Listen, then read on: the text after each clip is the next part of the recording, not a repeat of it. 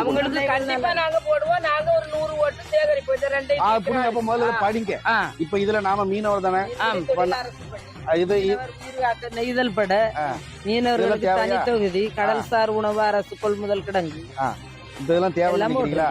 இதெல்லாம் தேவைன்னு நினைக்கிறீங்களா? இந்த ரெண்டையும் ஒழிக்கிறவங்களுக்கு கண்டிப்பா ஓட்டு போடணும். கண்டிப்பா ஓட்டு போடுவீங்களா? இப்ப அங்கதான் நான் என்ன கேக்குறேன், 15 வருஷமா சீமான் வந்து களத்துல நிக்கிறாரு. இப்ப திமுக அதிமுக நம்மளுக்கு ஓட்டு காசு கொடுக்குது, மாத்துக்கிறது இடையில அப்புறம் நம்ம பிச்சைக்காரனா தானே மாத்தி வச்சிருக்குது. நாமளும் 200 ரூபா 300 ரூபாய்க்கு ஏமாந்து ஓட்டு போடுறோம்ல. இப்ப அந்த 300 ரூபா இருக்குல்ல, இப்ப 500 ரூபா கொடுப்பான், 1000 ரூபா கொடுக்குறாங்க. அதை கொடுத்தா நம்ம 5 வருஷத்துக்கு அதிகாரத்தை கொடுக்குறோம்ல. அந்த 1000 ரூபாய் என்னைக்காவது வகுத்து பார்த்துருக்கீங்க எவ்வளவு வரும்ட்டு? ஒரு நாளைக்கு அதோட காசு 32 பைசா. இந்த 32 பைசாக்கு தான் நம்ம பிச்சை எடுக்கணுமா?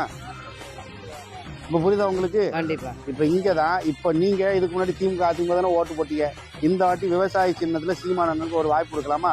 இந்த முதியோர்களுக்கு இப்ப நீங்க சொன்னீங்களா, எனக்கு அவர் அதான் சொல்றாரு, நான் எதுக்கு எங்க அப்பா ஆத்தாளுக்கு 1000 ரூபாய் பிச்சை காசு போடணும், நான் எங்க அப்பா ஆத்தாளுக்கு நான் வந்து அன்பு தொலை வச்சுப்பேங்கிறாரு.